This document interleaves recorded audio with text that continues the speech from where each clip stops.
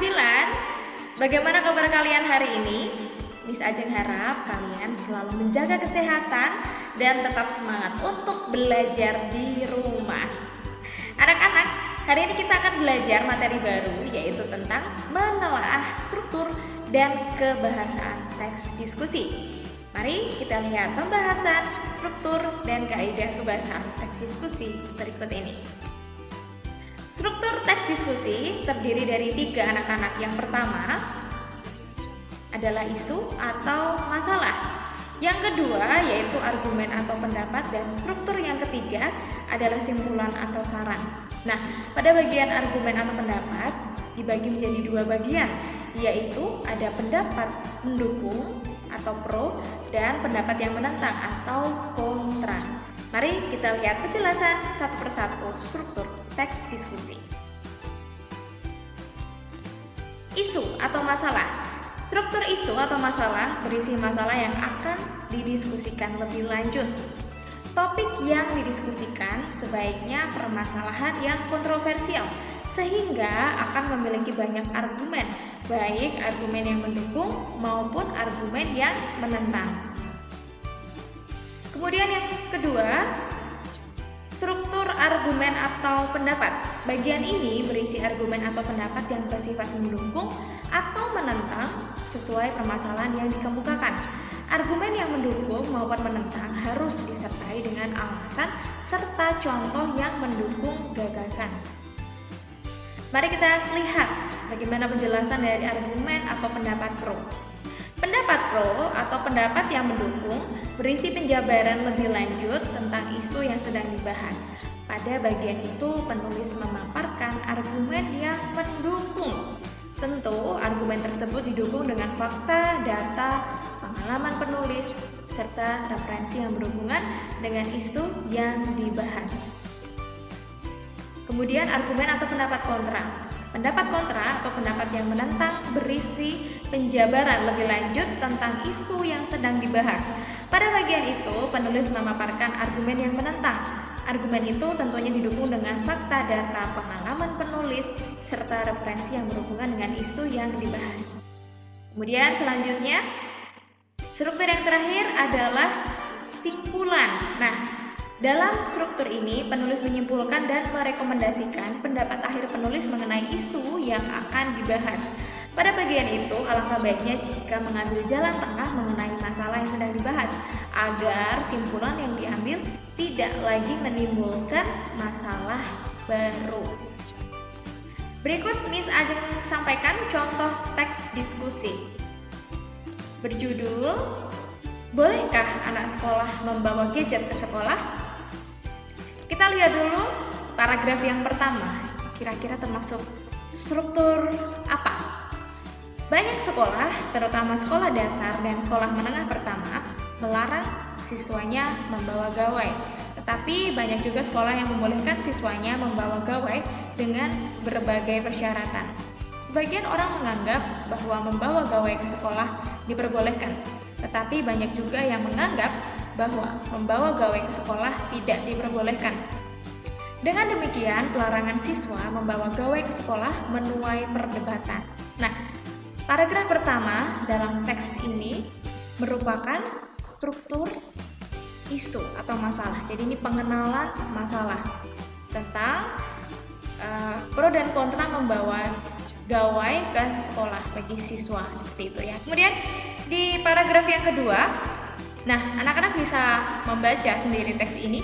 Jadi dalam teks 2 ini terdapat argumen yang mendukung. Jadi ada alasan orang tua itu memiliki pendapat yang mendukung bahwa membolehkan anaknya membawa gadget ke sekolah. Nah, kemudian yang ketiga, paragraf yang ketiga ini juga masih termasuk argumen pro. Nah, nanti silakan anak-anak membaca teks ini, kemudian dipahami, nanti bisa mempause dulu, nanti kemudian dilanjutkan membacanya. Seperti itu ya, oke? Selanjutnya, nah ini adalah struktur yang kedua, masih argumen, yaitu argumen kontra. Karena di dalam paragraf ini dijelaskan menentang, ada orang tua yang tidak setuju bahwa tidak boleh membawa gadget ke sekolah, seperti itu ya. atau gawai ke sekolah. Kemudian di sini masih argumen kontra. Nah, nanti anak-anak bisa membaca sendiri teks tersebut. Nah, selanjutnya ada yang disebut dengan simpulan. Simpulannya, cara untuk mengatasi masalah ini adalah pihak sekolah berdiskusi dan bermusyawarah dengan orang tua agar menghasilkan kebijakan yang tepat. Yang paling penting, apakah gawai mempunyai dampak positif yang mengarah pada pendidikan atau hanya membawa dampak negatif belaka. Jadi simpulan ini menyimpulkan ya dari tadi yang sudah dibahas, dari isu, kemudian dari argumen-argumen baik yang menentang, baik yang mendukung, kemudian disimpulkan di bagian struktur yang ketiga. Seperti itu anak-anak penjelasan struktur teks diskusi. Bisa Jeng harap kalian dapat memahami materi ini dengan baik. Nah, anak-anak, kalau tadi kita sudah membahas tentang struktur teks diskusi, sekarang kita akan membahas tentang ciri kebahasaan teks diskusi. Yang pertama yaitu menggunakan konjungsi perlawanan. Konjungsi adalah kata tugas yang menghubungkan dua klausa atau lebih. Konjungsi disebut juga dengan istilah kata sambung, kata hubung, atau penghubung. Dalam sebuah teks diskusi terdapat konjungsi perlawanan. Konjungsi perlawanan ditandai dengan kata tetapi, namun, tidak, tetapi, bukan, melainkan, dan sedangkan. Contoh penggunaan konjungsi perlawanan.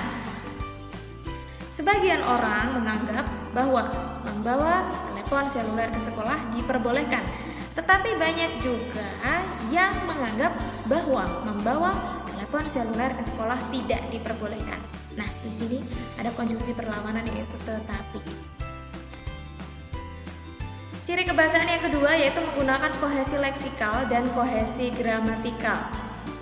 Kohesi leksikal adalah kepaduan yang dicapai melalui pilihan kata. Kohesi leksikal antara lain dapat berbentuk pengulangan atau repetisi, sinonim, antonim, dan hiponim.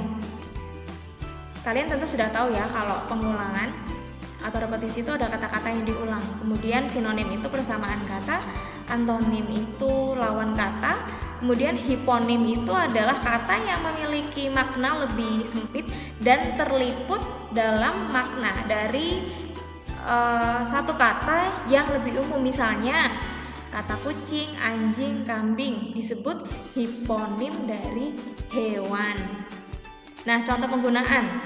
Di samping itu, salah satu keuntungan dari penggunaan gadget di sekolah adalah gadget dapat digunakan sebagai alat bantu, terutama gadget yang dilengkapi dengan beberapa aksesoris seperti kalkulator, kamera, dan internet. Nah, ini disebut pengulangan atau repetisi. Untuk contoh sinonim dan antonim, kalian pasti sudah paham tentang kata-kata tersebut ya. Oke. Lalu yang kedua, di samping itu, salah satu keuntungan dari penggunaan telepon seluler di sekolah adalah telepon seluler dapat digunakan sebagai alat bantu, terutama telepon seluler yang dilengkapi dengan beberapa aksesoris seperti kalkulator, kamera, dan internet. Aplikasi ini dapat dimanfaatkan untuk membantu dalam bidang akademik. Nah, ini disebut hiponim. Jadi kata kalkulator, kamera, dan internet masuk dalam aplikasi. Jadi termasuk dalam bagian aplikasi seperti itu. Lalu setelah tadi kita belajar tentang kohesi leksikal, sekarang kita belajar tentang kohesi gramatikal.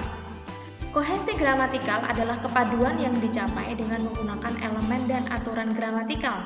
Kohesi gramatikal antara lain dapat dibentuk melalui rujukan, substitusi, dan elipsis. Nah, melalui rujukan ini kata yang merujuk, kata yang memiliki ciri-ciri rujukan. Kemudian kalau substitusi itu sebagai pengganti, dan elipsis itu kata yang mengalami pelesapan ya.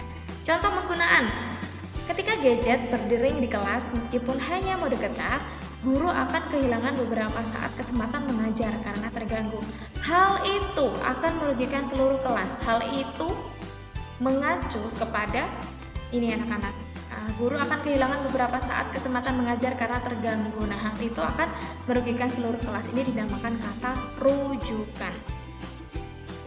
Oke, kita melanjutkan ciri kebahasaan yang ketiga yaitu penggunaan modalitas. Modalitas adalah kata yang mempunyai makna kemungkinan, kenyataan, dan sebagainya yang dinyatakan dalam kalimat. Dalam bahasa Indonesia, modalitas dinyatakan dengan kata-kata seperti harus, akan, ingin, mungkin. Hal itu dapat dilihat pada contoh berikut. Jika siswa tidak membawa gadget dan orang tua perlu segera menghubungi, orang tua harus menghubungi kantor sekolah. Nah, ini ada kata harus. Kemudian, sementara itu, masyarakat yang tidak setuju siswa membawa telepon seluler ke sekolah mengatakan bahwa aplikasi yang tersedia di telepon seluler dapat mengaruhi konsentrasi siswa dalam pembelajaran. Lalu kita sekarang belajar tentang penggunaan kalimat persuasif. Nah, kalimat persuasif merupakan kalimat yang berisi suatu ajakan, bujukan, atau himbauan terhadap sesuatu dengan harapan agar pembaca atau pendengar mau mengikuti apa yang dilontarkan oleh penulis atau pembicara. Dalam kalimat persuasif terdapat kata kunci seperti penggunaan kata agar, supaya, marilah, atau kata lain yang sifatnya mengajak. Contoh penggunaan: usahakan menyeduh teh dengan air yang tidak terlalu panas dan sebaiknya jangan ditambahkan gula untuk mencegah rusaknya zat-zat yang dikandung dan hilangnya manfaat teh. Mana yang merupakan kata-kata persuasifnya? Tuh, di sini ada kata yang sifatnya ajakan ya, usahakan. Nah, sebaiknya ini juga ya. Baik. Itulah tadi pembelajaran kita hari ini, yaitu tentang menelaah struktur dan ciri kebahasaan teks diskusi. Bisa diharap kalian bisa paham mengenai pembelajaran hari ini. Jika ada pertanyaan, silakan menghubungi Bisa Ajeng, bisa lewat WA maupun aplikasi media sosial yang lain. Terima kasih untuk partisipasi kelas 9 dalam pembelajaran hari ini. Jangan lupa setelah ini ada tugas di Google Classroom yang harus kalian kerjakan. Sampai jumpa pada video pembelajaran selanjutnya.